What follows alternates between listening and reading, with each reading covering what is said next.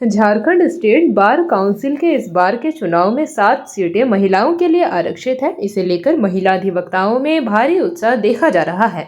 इस चुनाव में जीतने वाले उम्मीदवार काउंसिल के सदस्य चुने जाएंगे, जिसके बाद सदस्यों के बीच से ही चेयरमैन, वाइस चेयरमैन और एक बार काउंसिल ऑफ इंडिया का सदस्य चुना जाता है। 12 मार्च को चुनाव की तिथि निर्धारित की गई है। 10 और 11 फरवरी को नामांकन पत्र दाखिल किए जाएंगे। वर्ष 2026 से 31 के कार्यकाल के लिए 23 सदस्यों के चुनाव का शेड्यूल जारी कर दिया गया है। कुल सदस्य संख्या 25 है। इनमें 5 सीटें चुनाव के माध्यम से और 2 सीटें सह नामांकन से भरी जाएगी। इसी आधार पर इस बार कुल 23 सीटों का चुनाव कराया जाएगा। इस बार के चुनाव में सभी धनबाद बार एसोसिएशन के अध्यक्ष राधेश्याम गोस्वामी चुनाव लड़ने का निर्णय लिया है। राधेश्याम 2012 और 2017 के चुनाव में भी लड़े और जीते थे। इस चुनाव में महिलाओं को दिए जा रहे चुनाव लड़ने के अवसर का महिला अधिवक्ताओं ने सराहा है। महिला अधिवक्ता सहयोगी हासदा ने बताया कि अच्छी पहल है, इससे महिलाओं का मनोबल बढ़ेगा। कई अन्य महिला अधिवक्ताओं ने अपनी राय साझा की।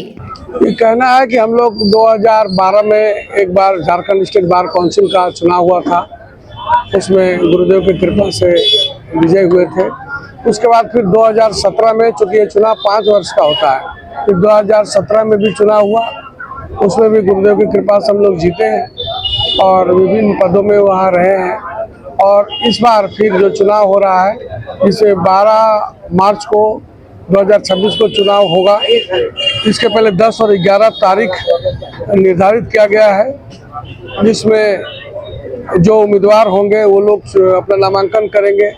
और पहले 25 उम्मीदवार हुआ करते थे, इस बार भी 25 है, लेकिन थोड़ा रिजर्वेशन के चलते महिलाओं लोग के लिए 7 हो गया है और 17 उम्मीदवार हम लोग जो मेल है वो लोग रहेगा।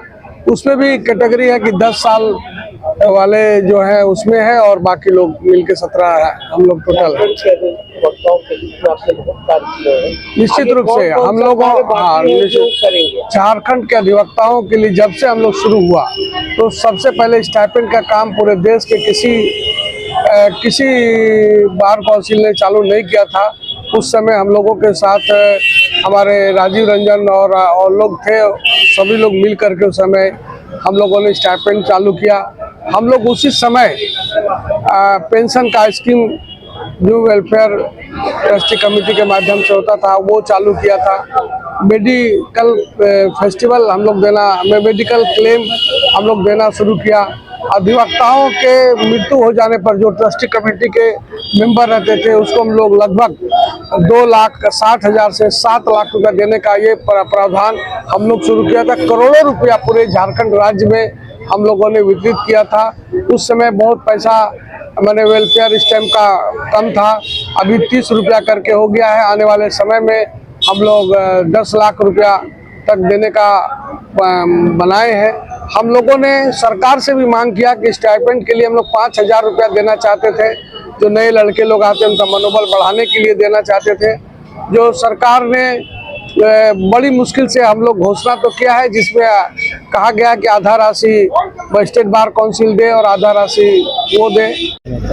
बिल्कुल अच्छा लग रहा है ये जान के, और भी खुशी हो रहा है कि महिलाओं को आगे और प्रोत्साहन किया जा रहा है और महिलाओं बहुत आगे बढ़े, बहुत अच्छी बात है। और हम लोग के लिए तो बहुत अच्छी बात है और चाहते भी कि महिलाएं बढ़ें और आगे अपना काम करें। नाम बताएं? मेरा नाम है लाजवंती सिंह।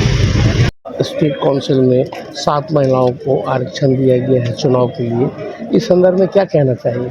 इस संदर्भ में कहना चाह रहे हैं कि महिलाओं के लिए तो बहुत अच्छी बात है और जो महिलाओं को दिया गया आरक्षण में अगर 7 महिलाएं आ रही हैं तो महिलाओं के लिए अच्छा से अच्छा काम करें। सबसे पहली बात कि हर स्टेट में महिलाओं के लिए कॉमन रूम होना ज़रूरी है, एकदम नेसेसरी है, क्योंकि महिलाओं की जो है वहाँ पे अपना जो है जगह मिलना चाहिए, जहाँ निश्चित रूप से अपना कुछ ऐसा है कि जो अपना सेपरेट कुछ करना चाहे, कुछ भी आराम करना चाहे तो कर सके।